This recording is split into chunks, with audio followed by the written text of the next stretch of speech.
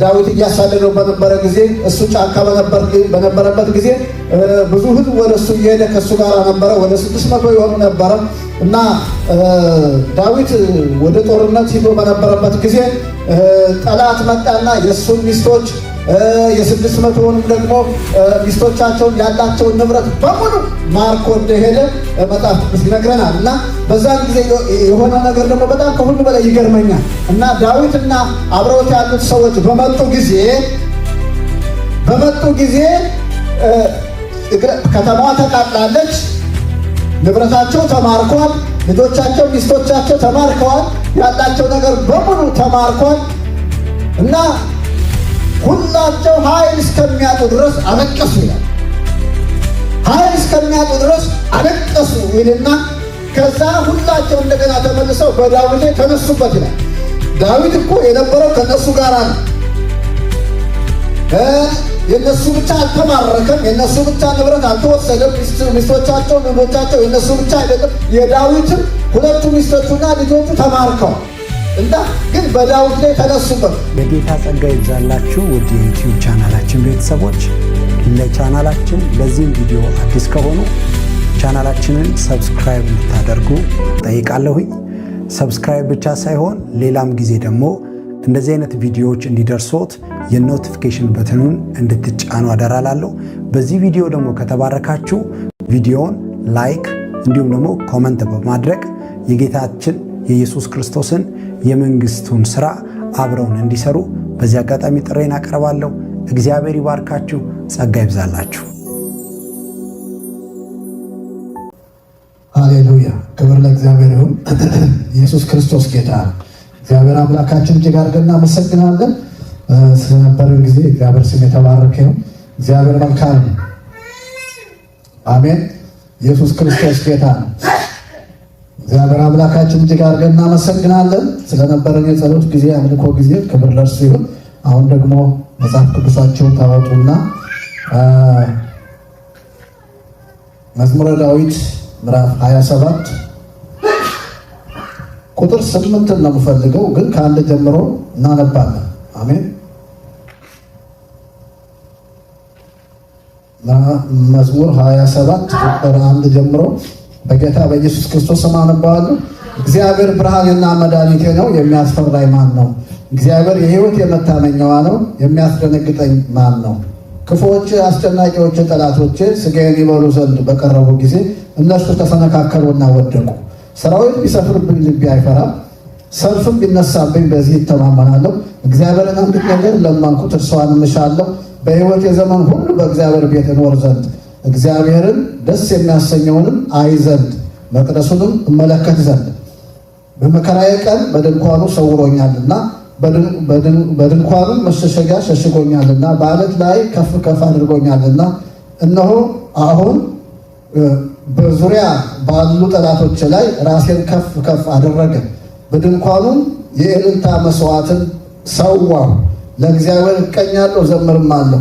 አቤቱ ወደ አንተ እጮኻለሁ፣ ቃሌን ስማኝ፣ ማረኝና አድመጠኝ። ይልና አንተ ፊትህን እሹት ባልክ ጊዜ አቤቱ ፊትህን እሻለሁ፣ ልቤ አንተን አለ ይላል። ልቤ ማንን አለ? አንተን አለ። ስለዚህ ዛሬ ሁለተኛ ቀናችን ነው ስለ ሪቫይቫል። ስለዚህ ሪቫይቫል በሚል ርዕስ ሁለተኛ ክፍል ነው እንጸለያለን። የእግዚአብሔር ስም የተባረከ ይሁን። እግዚአብሔር መልካም ነው። አባት በጌታ በኢየሱስ ክርስቶስ ስም እጅግ አድርጌ አመሰግናለሁ። ስለነበረን ጊዜ ሁሉ አከብረሃለሁ። አንተ በመካከላችን ስላለህ በጌታ በኢየሱስ ስም ክብር ለአንተ ይሁን። አሁን ደግሞ ቃልህን ከፍተን አንብበናል። የቃል ኃይል እንዲለቀቅ በኢየሱስ ስም እጸልያለሁ። ሰማያት እንዲከፈቱ በኢየሱስ ክርስቶስ ስም እጸልያለሁ። ማንኛውም ተጽዕኖ የታሰረ እንዲሆን በኢየሱስ ስም አዛለሁ።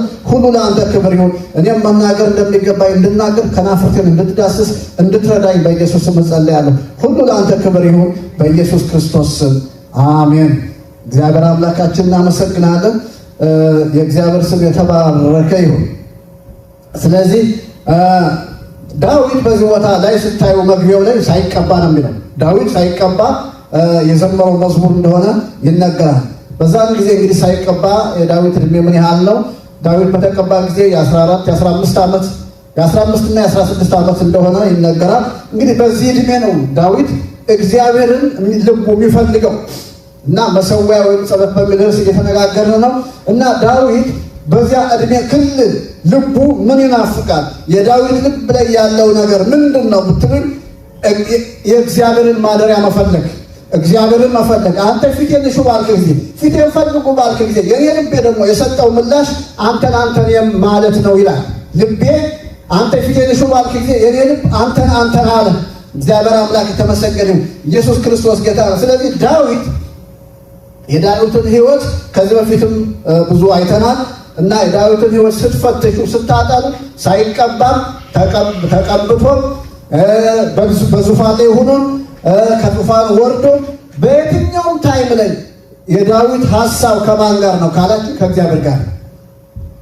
ዳዊት ሁል ጊዜ እግዚአብሔርን ከፊቱ አድርጎ የሚሄድ ሰው እና በጣም ከሁሉ በላይ ደግሞ የሚገርመኝ በዙፋን ላይ ሆኖ ጥሩ ችግር የለም፣ ማንም ያመሰግናል። ሹመት ሲጨመርለት ከፍ ሲል የማያመሰግን የለም። ከዙፋን ወርዶ ሁሉ በልጁ በአቢሰሎም በኩል በልጁ ምክንያት ከዙፋን ወርዶ በባዶ እግሩ እየሄደ ሳሚ አቧራ እየበተነበት ሁሉ የተሳለቀበት ያን ጊዜ እግዚአብሔርን ነበር የሚፈልገው። አይገርምም? በጣም የሚገርም ነገር ነው እና ኢቨን በዛ ጊዜም ትንሽ ሰዎች አሉት። አሁንም ኃይል በእጁ አለ። መጠነኛም ቢሆን ራሱ ዳዊት ብቻውን ሰልፈኛ ነው፣ ብዙ ነገር ማድረግ የሚችል ነው። ግን በዛን ጊዜም ዳዊት ለምን የደረሰብኝ ለምን እንደሆነ ደግሞ በራሴ ልጅ አላለም፣ ግን እግዚአብሔርን ነበር የሚያመሰግነው እና በጣም ታሪኩ የሚገርም ነገር ነው። እግዚአብሔር ስም የተባረከ ይሁን። ኢየሱስ ክርስቶስ ጌታ ነው። እናመሰግናለን። የእግዚአብሔር ስም የተባረከ ይሁን። ኢየሱስ ክርስቶስ ጌታ ነው። ሃሌሉያ። የእግዚአብሔር ስም ብሩክ ይሁን። እግዚአብሔር ትልቅ ነው። ሃሌሉያ። ስለዚህ ዳዊት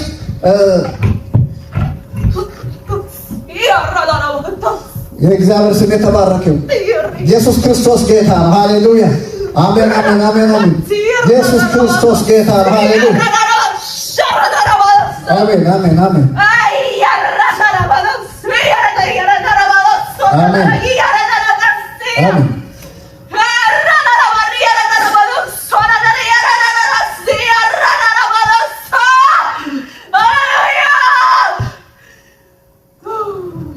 ሃሌሉያ።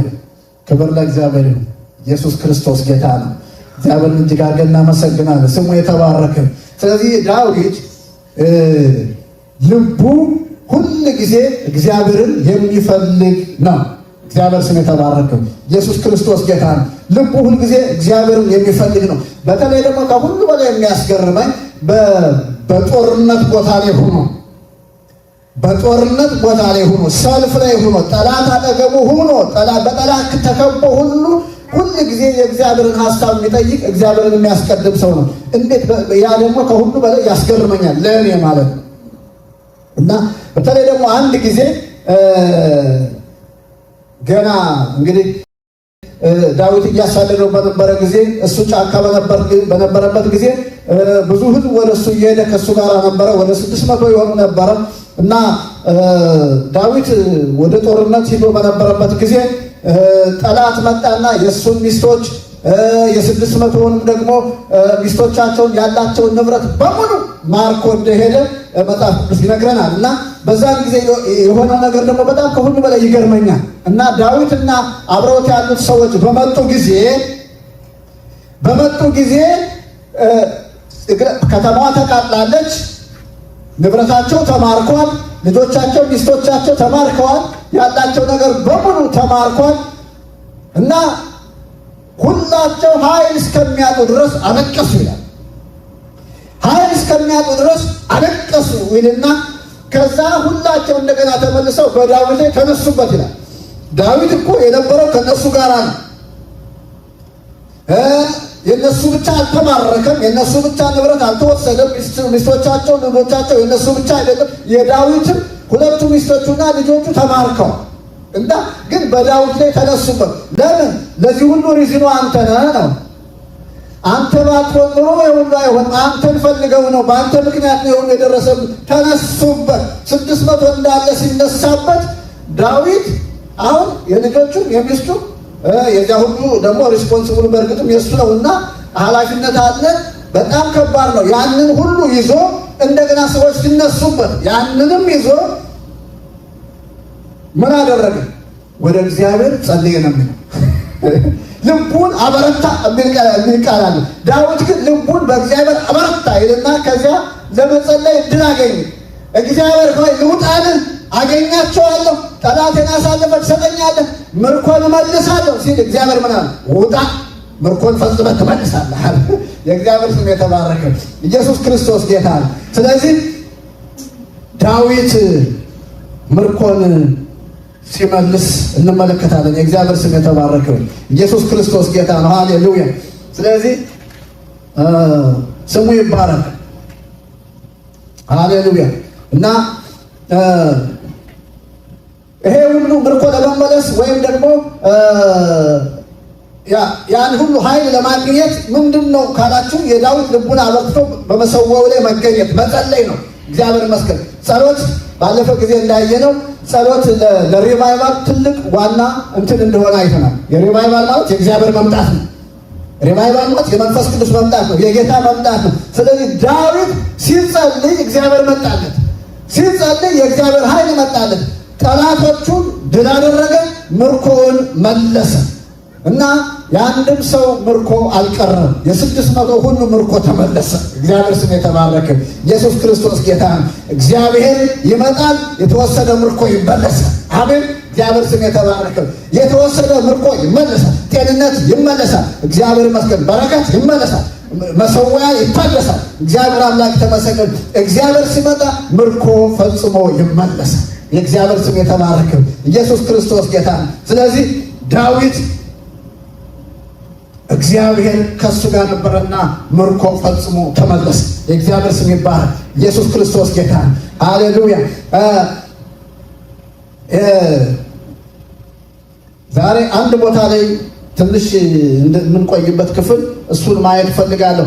የእግዚአብሔር መምጣት፣ የመንፈስ ቅዱስ መምጣት ህልውናው መገኘት ነው ብያቸዋለሁ። እንግዲህ ሪቫይቫል። ስለዚህ አንድ ቦታ ላይ እሱን ነገር እናያለን። የእግዚአብሔር ስም የተባረከ ይሁን። ኢየሱስ ክርስቶስ ጌታ ነው። የመንፈስ ቅዱስ መገኘትን አንድ ክፍል ላሳያችሁ እፈልጋለሁ።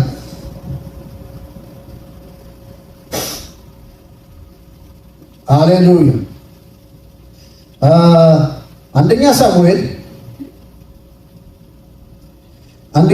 19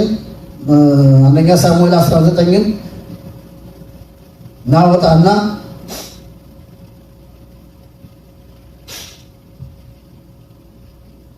ሪቫይቫል ዋናው የመንፈስ ቅዱስ መገኘት ነው። ባለፈ ጊዜ ስናይ ሐዋርያ ሥራ ምዕራፍ 1 አይተናል። ሐዋርያ ሥራ ምዕራፍ 1 ያየነው ጌታ ኢየሱስ ክርስቶስ ከነሱ ከተወሰደ በኋላ አይኖቻቸው እያዩ በደመና ከፍ ከፍ አለ ይላል እና ደመና ከዓይናቸው ሰውራ ወሰደችው ይልና ከዛ ነጫጭ ልብስ የለበሱ ሰዎች አጠገባቸው ሆኖ እናንተ የኢየሩሳሌም ሰዎች ሆይ፣ የገሊላ ሰዎች ሆይ ለምን እንደዚህ አጥንታችሁ ትመለከታላችሁ? ይሄ ወደ እኔ ሲወጣ ያያችሁት ኢየሱስ እንዲሁ ተመልሶ ይመጣል አሉ እና እነሱ ደግሞ ከዛ በኋላ ወደ የት ሄዱ? ወደሚኖሩበት ሰፈር ሄዱና ጸሎታቸውን ቀጥሉ ይላል። ጌታ ኢየሱስ ምን ብሏቸዋል? ዮሐንስ በውሃ አጥምቋል፣ እናንተ ግን በመንፈስ ቅዱስና በኃይል ትጠበቃላችሁ። ስለዚህ ያ ኃይል እንደሚመጣ ያውቃሉ፣ ግን ዝም ብለው ቁጭ ብለው አልጠበቁም እና በሚሰበሰቡበት አዳራሽ ላይ ሂደው 120 የሚሆኑ አንድ ላይ ሆነው ያለማቋረጥ ይጸልዩ ነበር ይላል። ከዛ መንፈስ ቅዱስ መጣ። በሐዋርያ ሥራ ምዕራፍ 2 ላይ መንፈስ ቅዱስ እንደመጣ አይተናል። ጋፑ ያሰቀል ልዩነት እንደሆነ ነው። እዚህ ላይ ደግሞ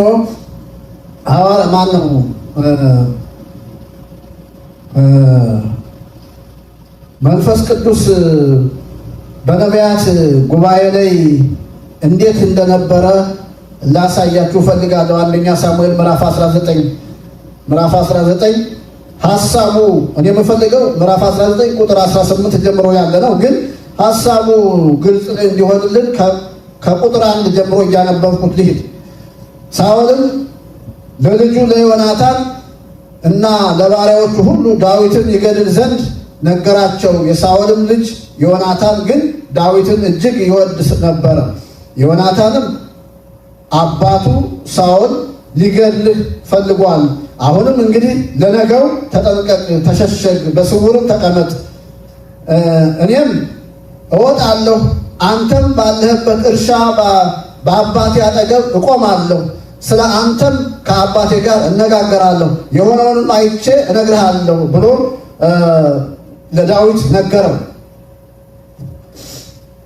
ዮናታንም ለአባቱ ለሳኦል እርሱ አልበደለህምና ስራውም ለአንተ እጅግ መልካም ሆኗልና ንጉሥ ባሪያውን ዳዊትን አይበድለው፣ ነፍሱንም በእጁ ጥሎ ፍልስጥኤማውያንን ገደለ። እግዚአብሔርም ለእስራኤል ሁሉ ታላቅ መድኃኒት አደረገ። አንተም አይተህ ደስ አለ። በከንቱ ዳዊትን በመግደል ስለምን በንጹሕ ደም ላይ ትበድላለህ ብሎ ስለ ዳዊት መልካም ተናገረ። ሳኦልም ቁጥር 6 ሳኦልም የዮናታንን ቃል ሰማ። ሳኦልም ሕያው እግዚአብሔርን ዳዊት አይገደልም ብሎ ማለ። ዮናታንም ዳዊትን ጠርቶ ይህን ነገር ሁሉ ነገረው። ዮናታንም ዳዊትን ወደ ሳኦል አመጣው፣ እንደ ቀድሞውም በፊቱ ነበረ። ደግሞም ጦርነት ሆነ። ዳዊትም ወጥቶ ከፍልስጥኤማውያን ጋር ተዋጋ፣ ታላቅም ግድያም ገደላቸው፣ ከፊቱም ሸሹ። ሳኦልም ጦሩን ይዞ በቤቱ ተቀምጦ ሳለ ክፉ መንፈስ ከእግዚአብሔር ዘንድ ያዘው። ዳዊትም በእጁ በገና ይመታ ነበር። ሳኦልም ዳዊትን ከግንብ ጋር ያጣብቀው ዘንድ ጦሩን ወረወረ። ዳዊትም ከሳኦል ፊት ዘወር አለ፣ ጦሩም በግንቡ ውስጥ ተተከለ። በዚህም ሌሊት ዳዊት ሸሽቶ አመለጠ። ሳኦልም ዳዊትን ጠብቀው በነጋው እንዲገድሉት መልእክተኞች ወደ ዳዊት ቤት ላከ። ሚስቱም ሚልኮል በዚች ሌሊት ነፍስን ካላዳንህ ነገ ትገደላለህ ብላ ነገረችው። ሚልኮልም ዳዊትን በመስኮት አወረደችው፣ ሄደም ሸሽቶም አመለጠ።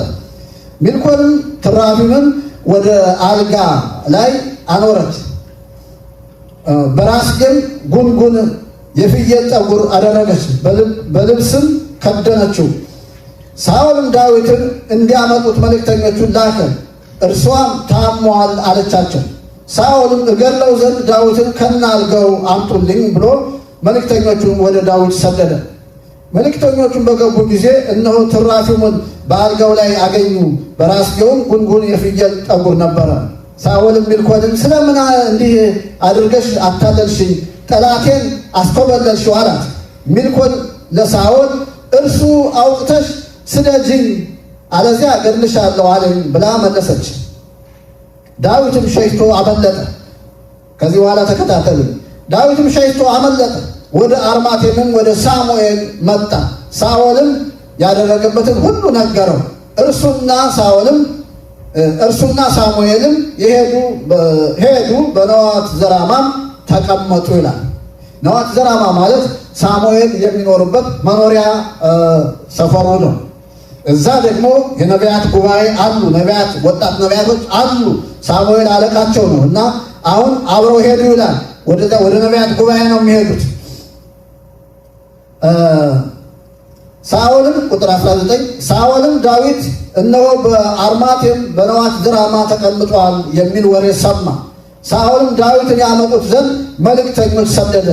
የነቢያት ጉባኤ ትንቢት ሲናገሩ ሳሙኤልም አለቃቸው ሆኖ ሲቆም ባዩ ጊዜ የእግዚአብሔር መንፈስ በሳኦል መልእክተኞች ላይ ወረደ፣ እነርሱም ትንቢት ይናገሩ ጀመር። ሃሌሉያ! እግዚአብሔር ስም የተባረከ። እንዴት ደስ ይላል መሰላችሁ! በቃ እና አሁን ሳኦል ራሱ እኮ ዳዊትን በጣም ነው የሚወደው። እቀጥላለሁ ማንበቤን። ዛሬ ትንሽ እንደ ጉንፋን ስለያዘኝ ለዚህ ማድረግን እንግዲህ እቀጥላለሁ። የእግዚአብሔር ስም የተባረከ እና ሳኦል ዳዊትን ይወደዋል። ግን ክፉ መንፈስ በሚመጣበት ጊዜ ዳዊት ምን ያደርግ ነበር? በገና ይደረድራል ለሳኦል ማለት ነው። እና አንዳንዴ ያ ክፉ መንፈስ ከሱ ይሄዳል። አንዳንዴ ግን ያ ክፉ መንፈስ የመጣበት በቅናት መልክ ስለነበረ ዳዊት በገና እየደረደረ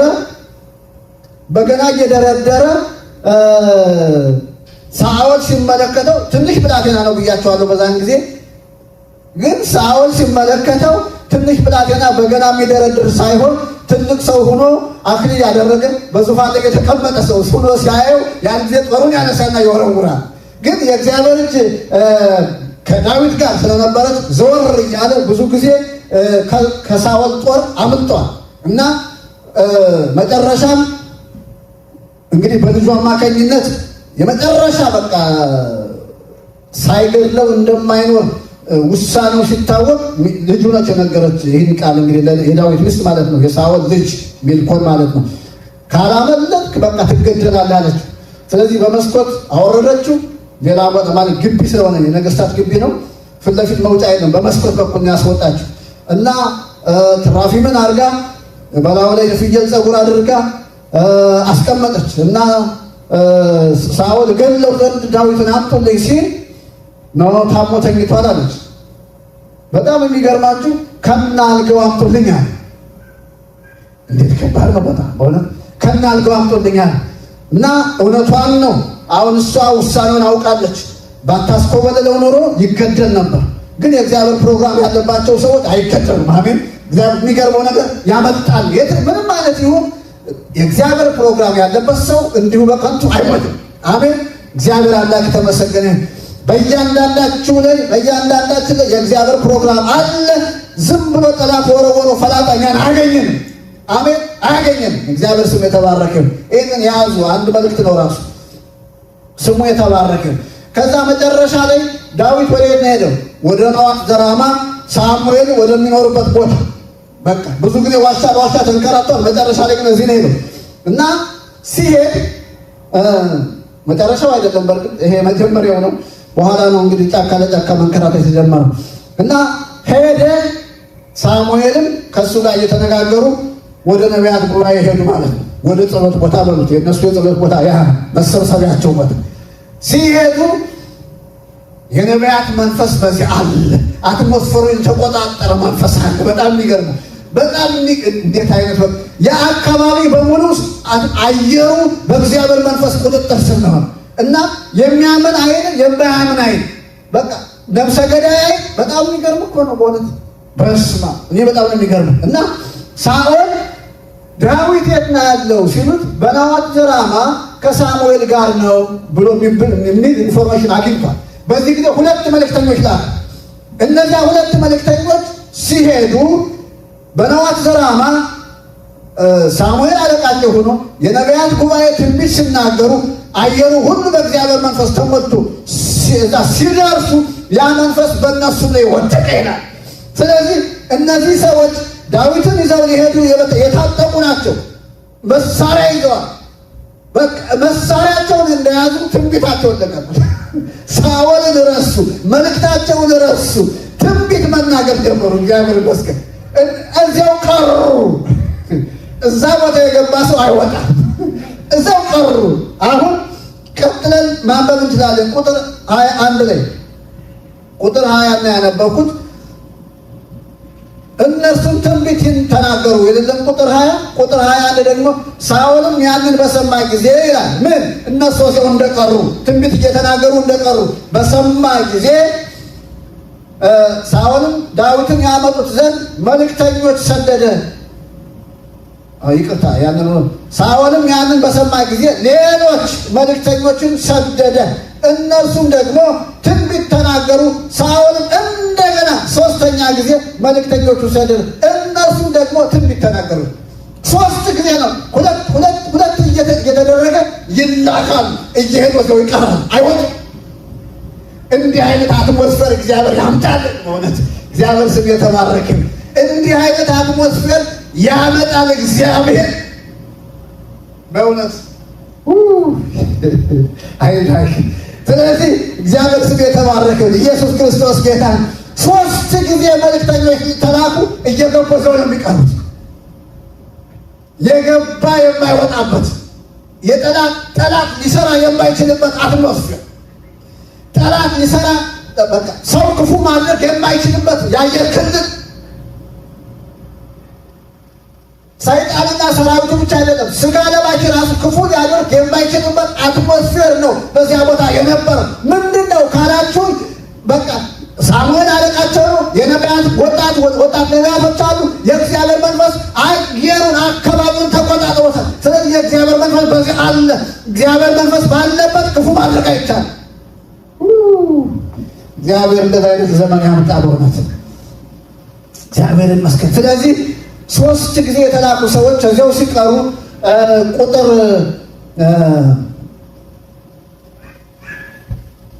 ቁጥር 22 የሳኦልን ቁጣ ነደደ ይላል። ሳኦል አሁን ቁጣው ነደደ። እርሱም ደግሞ ወደ አርማቴም መጣ። እኔ ራሴ ሄጄ ማመጣዋል። 3 ጊዜ መልእክተኞች ላከ። 3 ጊዜ የተላኩ መልእክተኞች ዳዊትን ማምጣት አልቻሉ። የሳኦል ቁጣ ነደደ። እኔ ራሴ ነኝ በቃ ራሱ ሌላ መልእክተኛ አላከም።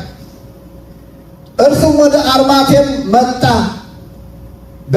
በሴኩም ወዳለው ወደ ታላቁ የውሃ ጉድጓድ ደረሰ። ሳሙኤልና ዳዊት የት ናቸው ብሎ ጠየቀ። አንድ ሰው እነሆ በአርማቴም ሀገር በነዋት ዘራማ ናቸው አለው። ወደ አርማቴምም ሀገር ወደ ነዋት ዘራማ ሄደ። የእግዚአብሔርን መንፈስ በእርሱ ደግሞ ወረደ ይላል። ሃሌሉያ!